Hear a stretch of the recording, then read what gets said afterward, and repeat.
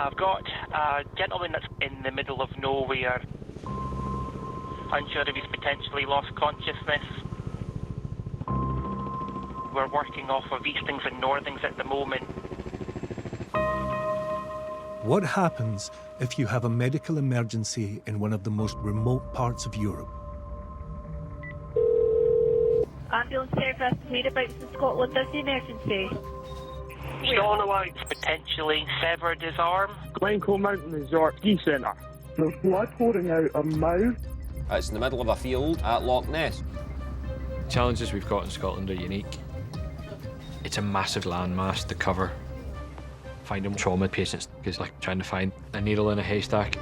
There's no nearby road. It's not vehicular accessible. A pioneering new service, the Scottish Trauma Network, is rising to the challenge. He's a confirmed head injury with loss of consciousness. We're looking for patients who have sustained trauma, who are seriously unwell. End call. Emergency call, trauma team by road. I'm going to task you by air. Bringing the hospital to the hillside. We are on scene attempting a land-on, over. It's almost like the patient is coming to a hospital, but it's just a small square on a hillside. It's amazing what they can do in the middle of a field. We'll see the decisions that are made by this elite network of clinicians, Push him on. expert call handlers, and specialist lifesavers. Ready, brace, move. Combined under one new super service. The patients are being brought to the hospital having had these extraordinary treatments delivered in the field, did not previously survive. We're on the rooftop of the Queen Elizabeth Hospital in Glasgow. Now we are going to see survivors.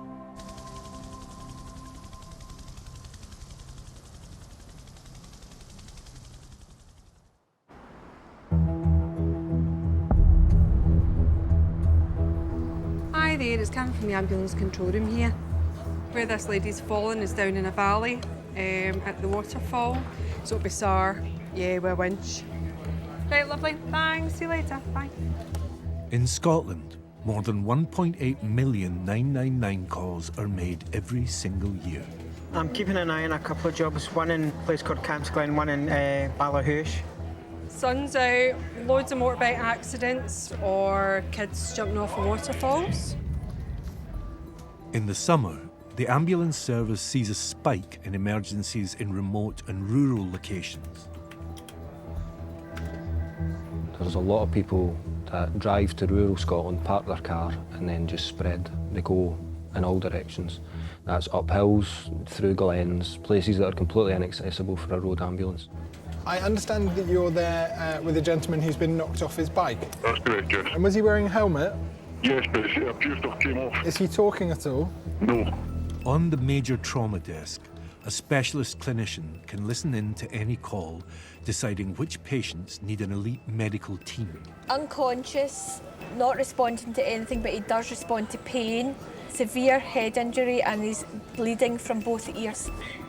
Not everybody knows the area that they're in, especially in the summer. A lot of tourists, holiday makers, don't know where they are. Someone can go out cycling, up mountain biking, walking, and then an accident happens, they fall, they break a leg. Some of these injuries are life-changing.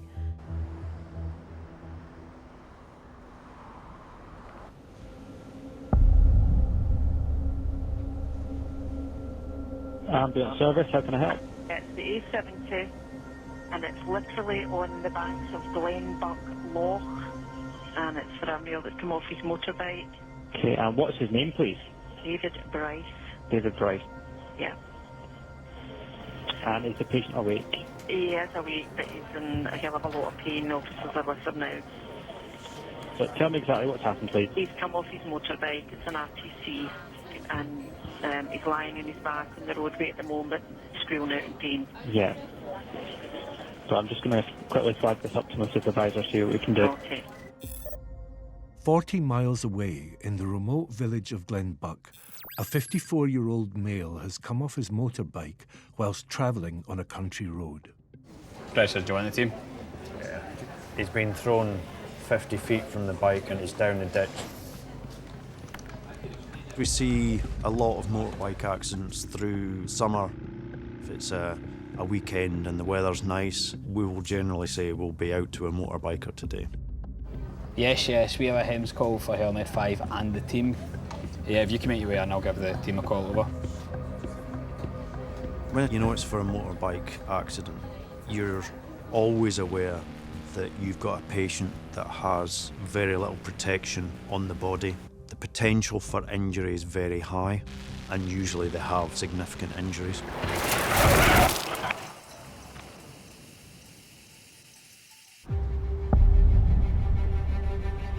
End call. End call. This is a male who has come off his motorbike northbound and has been struck by a car coming southbound. He also still has his helmet on and is still lying on the floor. You can have multiple injuries, broken bones, internal organ damage, brain damage. It can be life-changing, life-ending injuries that they can sustain. Helmet 5, left at your discretion. Helmet 5, echo. Alright, clear left and behind.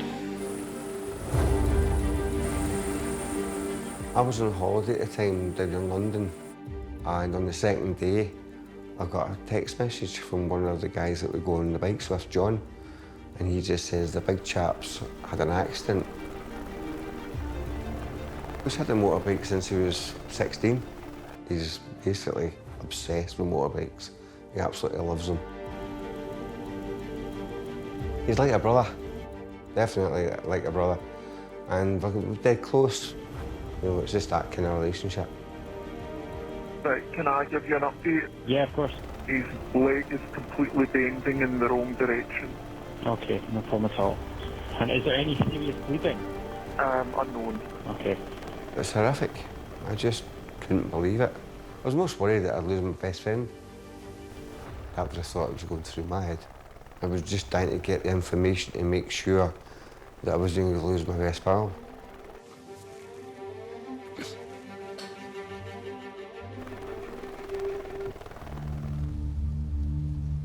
I phoned the police to find out what had actually happened, and it was them that told me the consequences of David coming off the bike.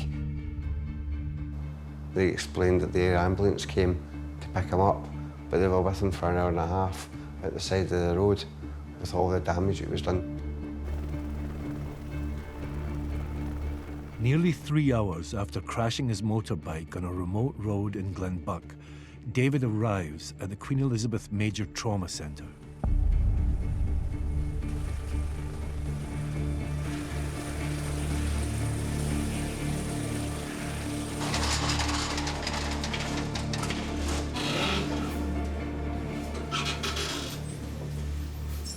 I'm Natalie. I'll be team leading. Nice to meet you.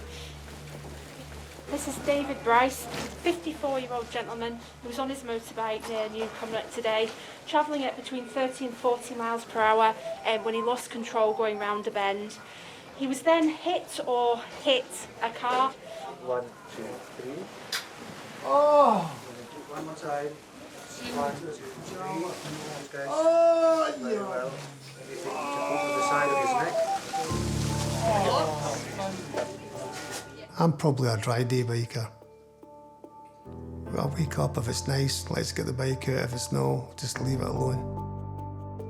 But I've ridden motorbikes for 40 odd years.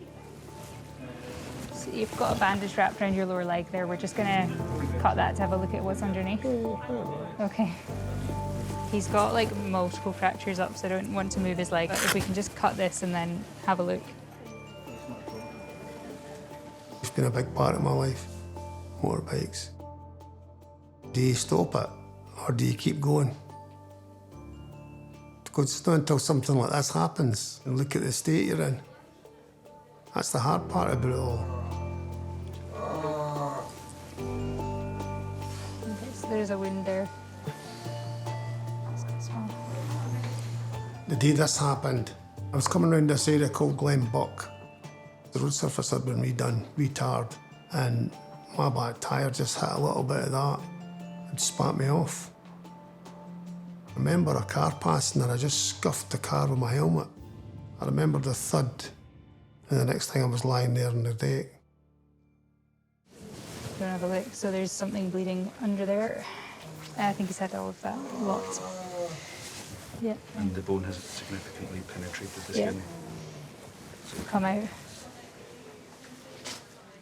I've never felt pain like that in my life. Just to cover both of them. And it didn't seem to go away. Yeah, so we're going to CT, but we'll x-ray his lower leg. Yeah. Are we going on this day? We're going on a tour to the CT scanner. I was expecting things were going to be bad. I was expecting the worst. Ready, steady, slide. I know I'd done something to my leg, but I didn't know how bad it was.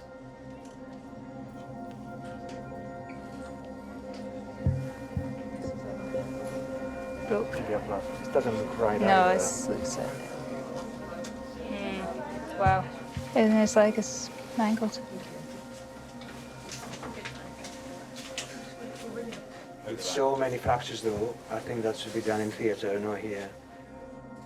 With the scan results revealing multiple injuries, orthopaedic doctor Chris decides to speak with David.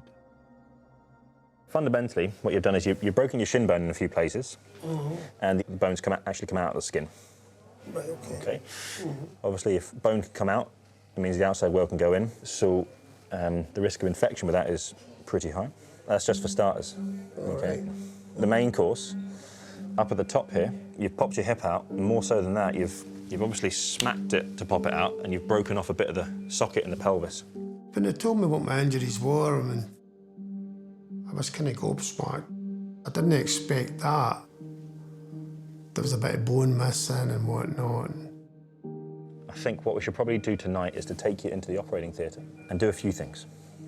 In the first instance, going to pop your hip back in. Secondly, going to clean out that wound in your leg, and then we need to put on a temporary device to hold everything together. We build up a construct similar to sort of scaffolding, and it holds the bones in place. The shin bone, I think you'll be looking at several months to recover from that.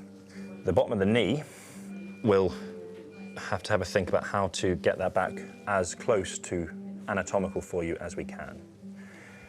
I think your recovery is going to be long, okay? Yeah. It's the order of months to years, not weeks. When I got told about the length of it, I went, beg your pardon? A year? I'm like, this is going to be tough. This is a pretty devastating series of injuries, but not unrecoverable. This is quite bad. And you just can't be bothered. You're just very tearful.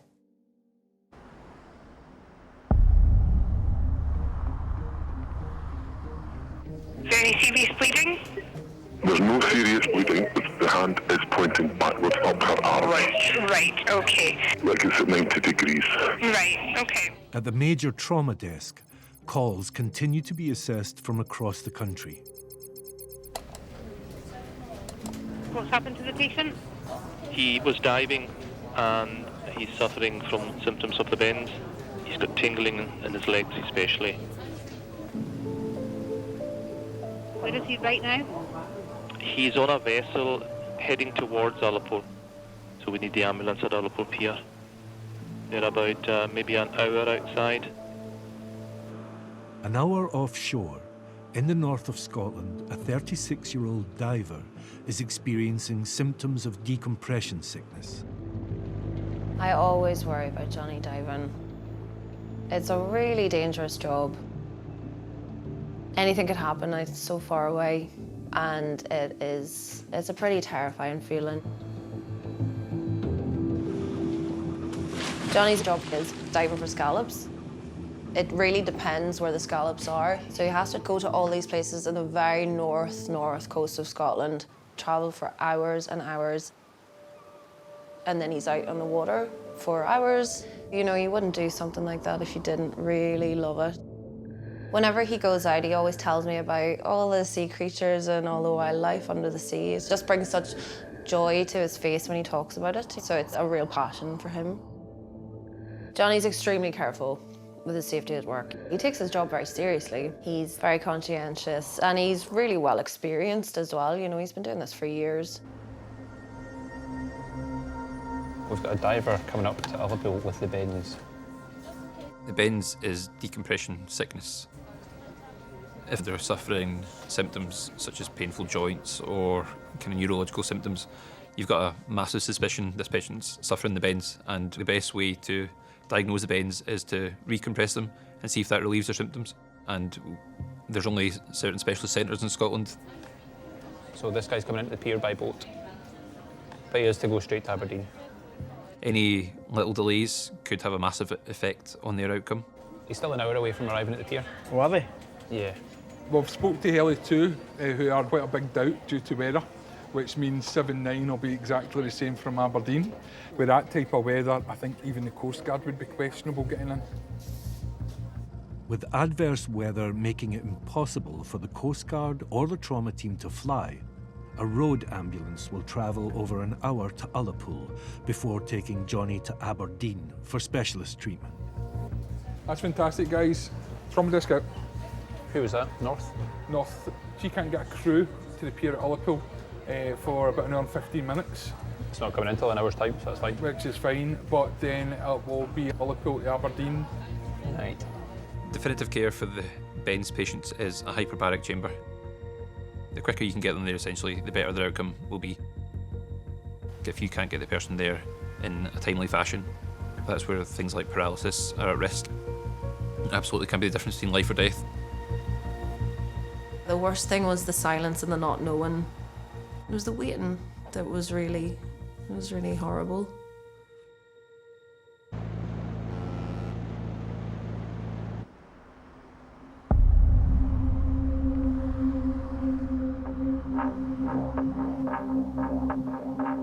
Whereabouts in Scotland are you? Do you know what this place is called? What's the road? B6357, Bonchester Bridge. Bonchester Bridge. Tell me exactly what's happened. He's just turned the corner and just went straight across on some gravel. And he just landed in a pile. But he says he can't feel his legs or nothing. He can't feel his legs? No. Gets another one. What's that? A second bike incident. 100 miles away, in the Scottish borders, a 35-year-old man has crashed his motorbike in the rural village of Newcastleton. It was an RTC involving a motorcyclist down near Newcastleton. They're saying this patient has no feeling from the waist down. The help has been arranged and we will be with you as quickly as possible, okay? Right, okay, thanks very much. Right, thanks very much, take care, bye-bye. Can we task Heli 5 and the team? HEMS call for Helimed 5, general area of Newcastleton. HEMS call for Helimed 5, general area of Newcastleton. HEMS call. HEMS call. Hi Andy, there's a patient in Newcastleton that's came off his motorbike, can't feel anything from the chest down. We have been called to a patient that has come off his motorbike at speed, and we are highly suspicious that the patient has sustained very serious injuries, which may be life-threatening. Grid reference for this is November Tango 580 009. The patient is in a remote area in the south of Scotland, so it is really important that we get this patient to hospital as quickly as we possibly can.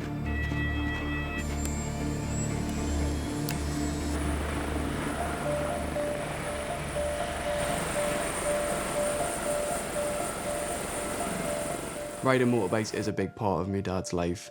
It makes him incredibly happy. He thrills to get out on that bike every weekend. He's a role model. I look up to him, just the way his mindset is. He's so determined to do anything, and I just aspire to be like that. On the morning of the accident, once I got my gear on, I got on the back of my dad's motorbike, and we were coming up through the hills, and at that moment I heard my dad shout, "Oh shit," as we came around the corner. We veered off the road, and the bike like catapulted forward, which sent me over the top of my dad. I got up and I went over to my dad, and that was when I seen him in the state he was in.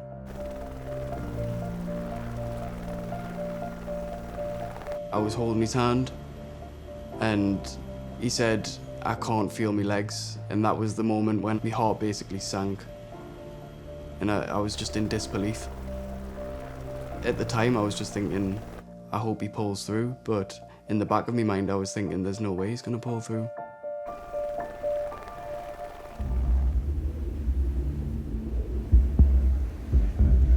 The Ullapool crew have taken the patient into Aberdeen, so he's been on a hell of a land journey.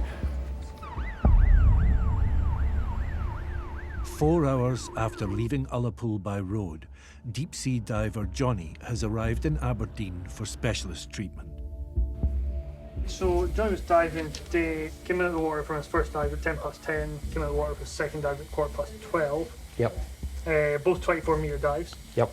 Came up, no problems with the first one, came up from the second one straight away, felt unwell, was feeling not right to his legs and arms, queried decompression sickness then. Decompression sickness is a constellation of symptoms that a diver experiences in the latter stages of a dive or after a dive, caused by excess nitrogen that has entered their body during the dive. It's also called the bends. What was the earliest you felt something wasn't right after you came out the water the second time? I mean, it wasn't long. I took off my gear, and then, it just felt like something wasn't right. My skin felt strange, like tingling, and then I went to take a drink of water, and I couldn't get the bottle to my mouth, like I'd lost the strength in my arm. So I was like, okay, something definitely wrong here. Okay. Were you able to stand and walk at that point? Not very steadily. Okay. I think if you're a diver and you love it, then you become quite passionate about it. It's very addictive. It's like bending your knees, keep your arms crossed, shut your eyes. I'd never really found anything that had suited me. I'd worked in offices, I'd worked in kitchens, I'd worked in bars, lots of different stuff, and I never really found anything, but that's until I started diving, and then I knew that's what I wanted to do. Can you heel-to-toe walk along that blue line? Let me ask you how you think you would be normally on a good day with this. Better than this. So you are wobbly, aren't you? So without laying a hand on you, I think this is decompression illness. When you go under the water, like everything from the surface, all your problems, everything like that just disappear. It's just you and the fish and seals, and yeah, it's really nice. And then all you can hear is yourself breathing, and it's just very relaxing. It's almost like meditation for me, I would say.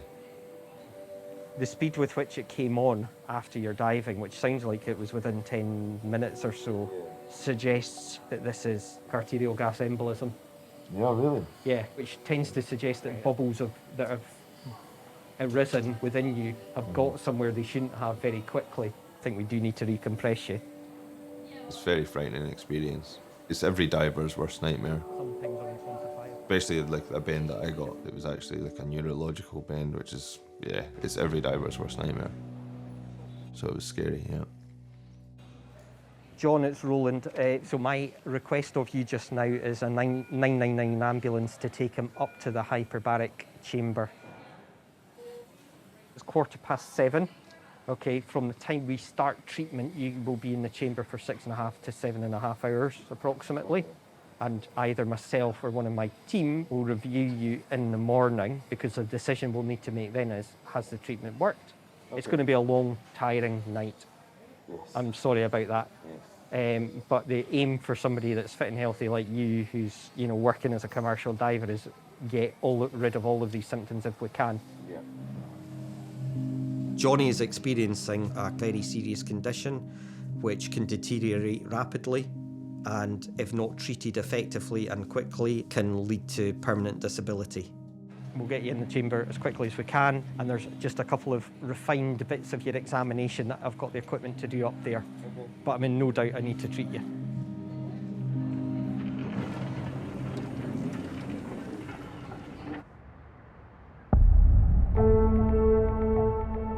At the Queen Elizabeth Major Trauma Centre, 54-year-old David is being taken for emergency surgery after coming off his motorbike and suffering multiple breaks in his leg.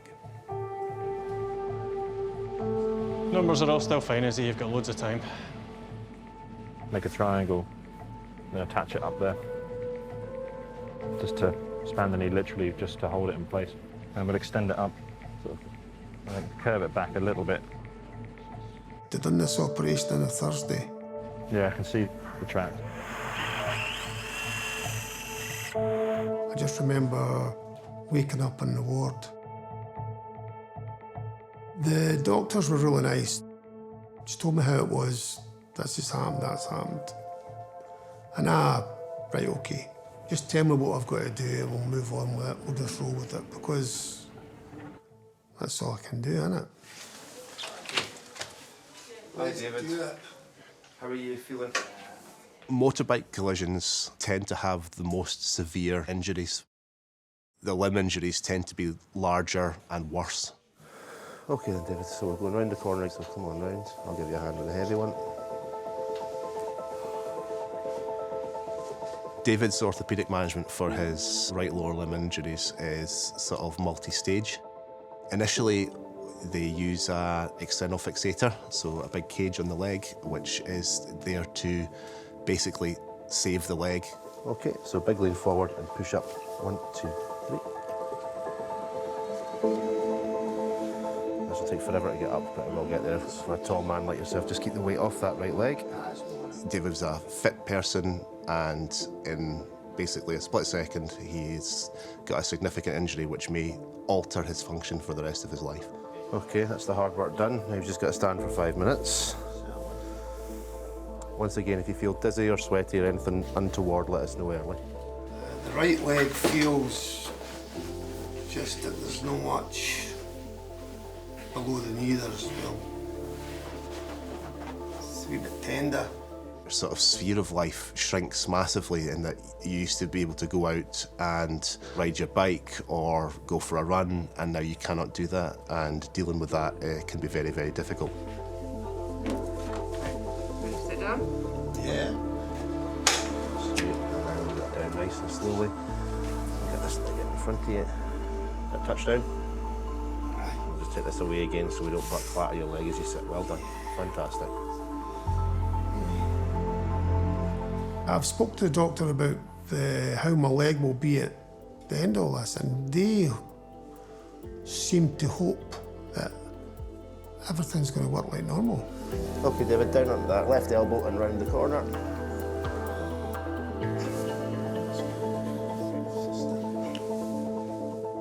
Well, I can't really tell you 100% until at the end of it all.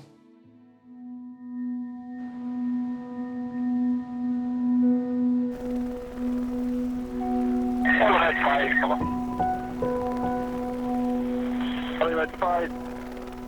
88 to see approximately 15 minutes. That's all received, and thank you very much for that. Okay, thank you. Hollywood 5 out. HeliMed 5 is making its way to the scene of a motorbike accident in the Scottish borders, 100 miles south of Glasgow.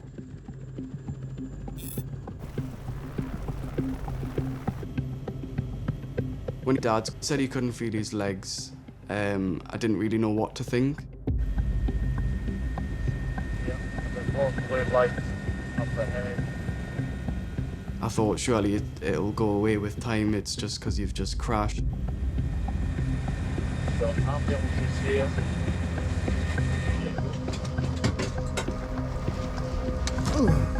They've got the patient in the ambulance. They could just bring the ambulance to us with the patient.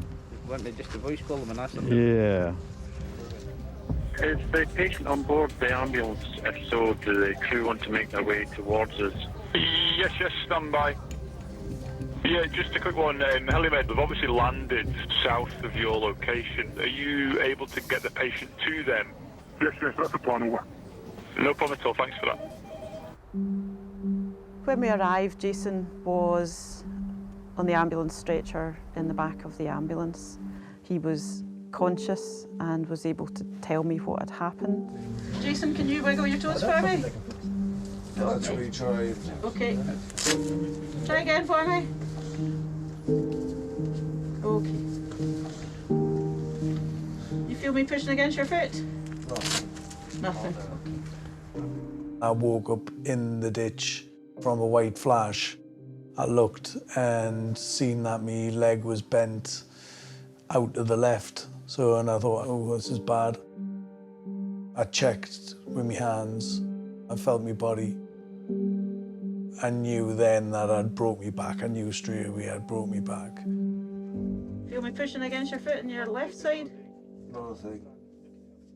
He was fully aware that he was unable to move his legs or feel anything from the waist down. The back sore, the rest of the sores, anywhere else? No, I can't feel it. No, okay, can't feel anything. He had sustained a spinal cord injury. He was now paralysed and was going to be so for the rest of his life. Was his son on board as well, did I hear? He was. His son was on with him as well, on the bike. Right. I just remember feeling, where is my son? You know, if I'm like this, how is he? When we arrived on scene, we found 2 patients had been involved. When that happens, you split the team and you go and assess both patients. That's all right. Right, let's have a... So, if I just do this. I went to the son. Immediately, we thought, well, he's walking down the road, he's not going to be injured. And if it is, it's going to be minor. He appeared okay. And you've been up and you've been walking about? Yeah, I pretty much got up straight away. There was no physical injuries on me. Not even a scratch or bruise. You can lift, you can move your leg, there's no issues. Can you just do that sort of rotation for me? Yeah. Jason is very unfortunate.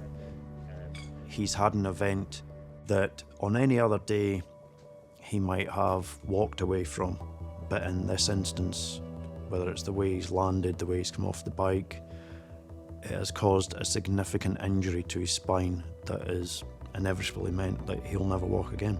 Right, so you bring your arm down for me, pal. So Good just man. to get you nice and secure for flight. Well done. I've been to many an incident where 2 people have been in the same car, the same bike, and you just think, how is that possible? And I have no answer.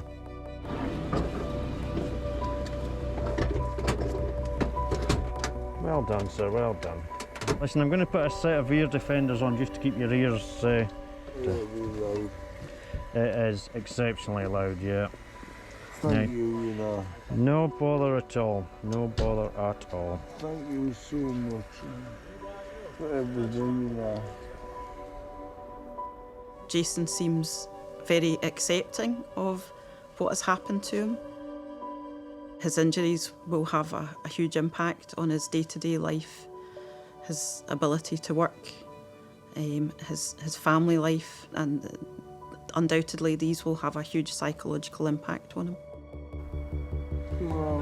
Listen, we're just glad you're alive.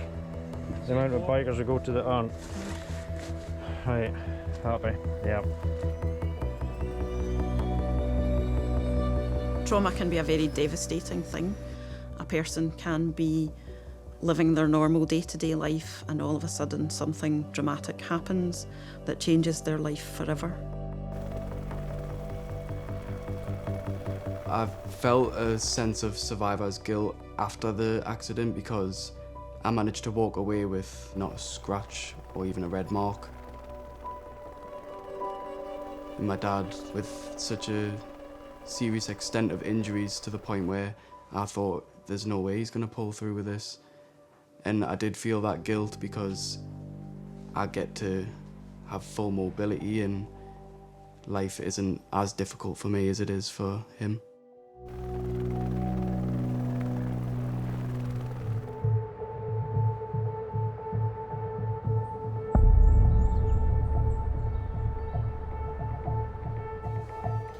In Aberdeen, consultant Roland is about to begin specialist recompression therapy on deep-sea diver Johnny. Have you worked as a diver for a while? Yeah, for about 7 years or so. Johnny still has bubbles of nitrogen causing harm in his system, possibly circulating in his bloodstream, but also in some of his tissues, which are causing his symptoms.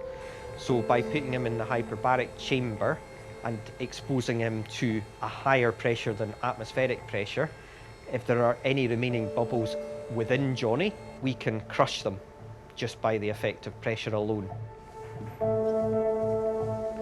He will now go into the chamber with a nurse, and he'll go through a treatment process which I'll be supervising, and then we'll review him when he comes out of the chamber.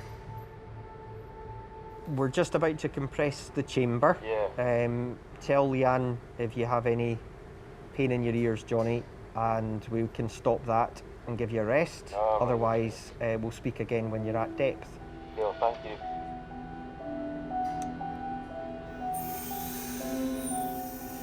I've never met anyone that's been in a hyperbaric chamber before.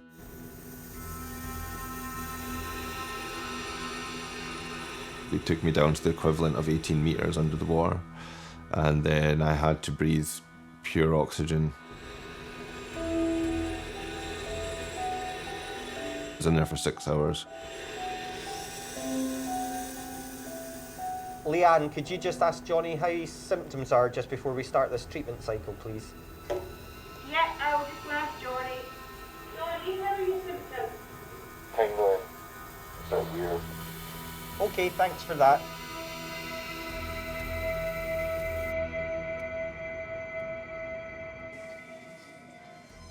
When the 6 hours were up, they opened the porthole and we got out. And I started to feel a lot better by that point, and my treatment was up, so there was nothing else really they could do. Basically just called me a taxi to go back round to the hospital. Didn't sleep very much that night. Really good to see you again, Johnny. Yeah. Just tell me in your own words how you feel compared to when you came out of the hyperbaric chamber last night. Well, when I came out last night, I was still a little bit wobbly, and my legs were still a little bit kind of tingly and stuff. But since I've slept, I've improved quite a lot. Any new symptoms? This is a really important question. So has anything else happened that you've kind of got in the back of your mind? I wonder if that's related, but you haven't mentioned yet. Not really. I mean, I did have a little bit of numbness in the tips of my fingers, but it's minimal. Okay. Well, what we'll do is we'll make another assessment of you, and then we'll have a chat about what we need to do after that. If you don't mind just safely getting out of the bed over here, and we'll just do some of the tests that we did yesterday. Yeah. So, if you can put heel to toe in front of each other, that's really good. That is a big improvement. So I think, in summary, what I'll say to you is you've had the one hyperbaric oxygen treatment. We predict that you won't see the total benefit of that hyperbaric oxygen treatment that you've had immediately. Yeah. And you will continue to improve. Yeah.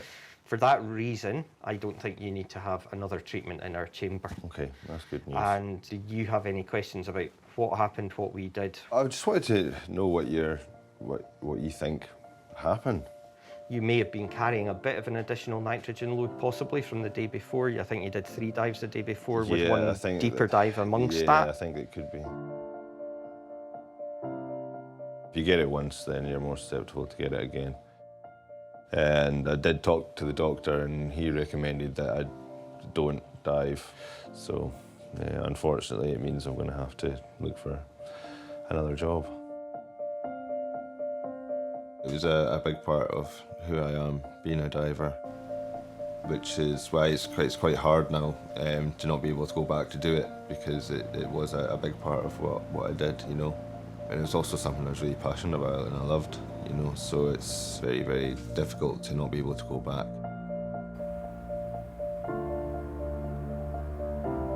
Diving was his whole life. Diving was his escape, it was his happy place.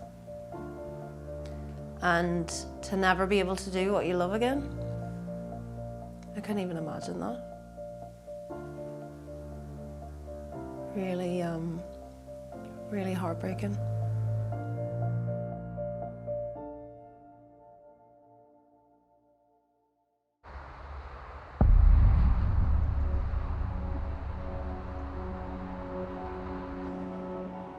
5 months since his motorbike accident caused life-changing injuries, Jason has finally returned home. After the crash happened, that's when it all changed from that day. I'm completely paralyzed from the armpits down. I've got no functions of my body. You've got to roll yourself over to pull your trousers up. You've got to have a complete physical workout just to get dressed. At every stage, I think, throughout my rehabilitation, I was always like, I'll never be able to do this. It takes a lot of concentration. So then being able to do it was just unbelievable. When you end up in a position like this, it's so easy to give up. But then you think, what's the point in giving up? You never know what you're going to achieve if you give up. Luckily, the outcome was the outcome that we got, you know. My son's perfectly fine. Who would have known what the outcome might have been for him, you know? It might have been him in this position rather than me. Makes you a bit more thankful as well, like, you know.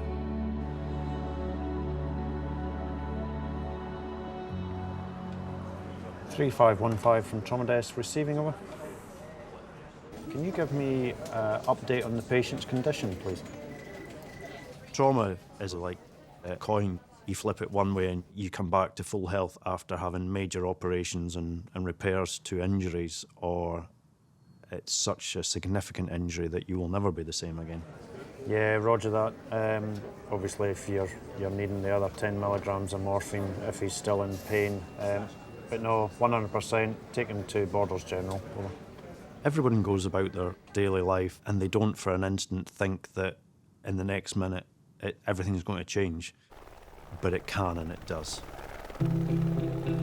Knowing that you've been to seriously ill and injured patients and you've managed to get them to a place where they can recuperate and go back to some form of normality, they're still alive and they are able to be with their loved ones. Roger, Trauma Desk. I think that's probably the most satisfying part of the job.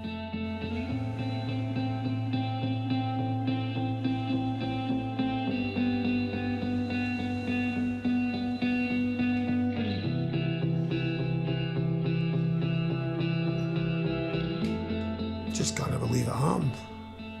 That's my big thing. But I've still got my leg. That's the main thing. I'm just looking forward to getting back to normal. See if I get that and I get some kind of normality, I'll be quite happy. I don't think I'll ever lose the passion for bikes. I just maybe not participate like I used to. I'll get back in my push bike, hopefully. Start cycling again. Hopes for the future? I don't know. Just have a nice life. Live long and pain-free.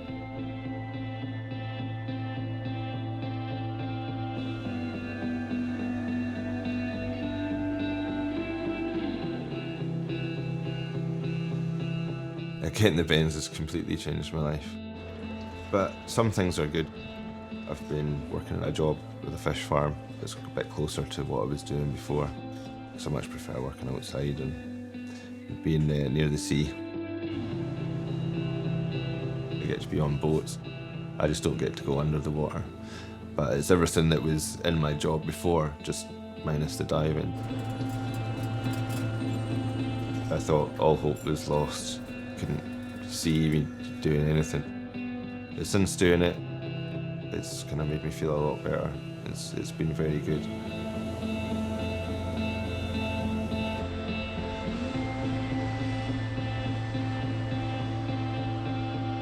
You're up, lad. Boys? Want a cuppa? Yeah, go on and get the covers on.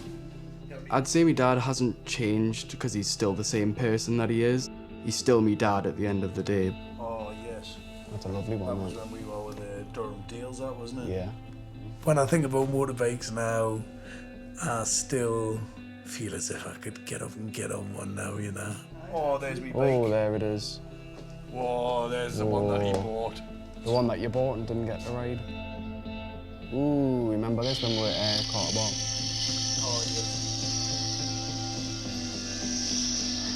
had to do it on a trike now.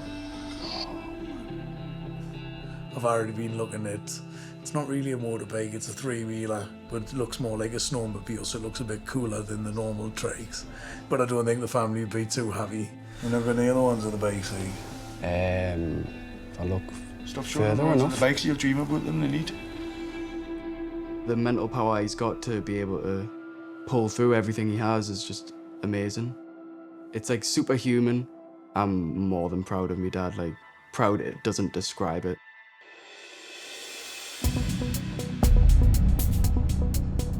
It was the big heavy vehicle, about 1.5 tons. Right, so this motorbike is about 1.5 tons. Yeah. And it landed on his chest.